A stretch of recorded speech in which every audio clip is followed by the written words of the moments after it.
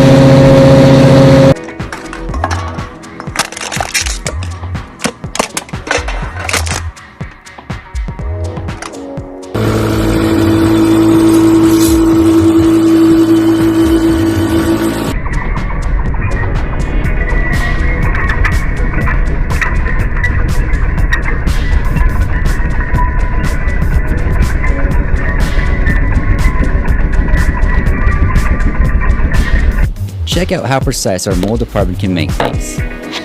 Pretty cool, right? The cuts are so precise, they're basically airtight. So how are these made? Well, we use this wire EDM machine to electrify a brass wire that's about 3 times the size of a human hair. First, they thread the wire down using the water guide. You can see it right there. Oh, and by the way, we use this machine for making precise molds, dies, and special tooling. Next, they fill the tank with deionized water. The wire EDM will cut through super hard steel or even carbide. But today we're just going to remove a small part from the surface so we can see the whole wire electrified. The wire creates an electrical arc which melts away any conductive material.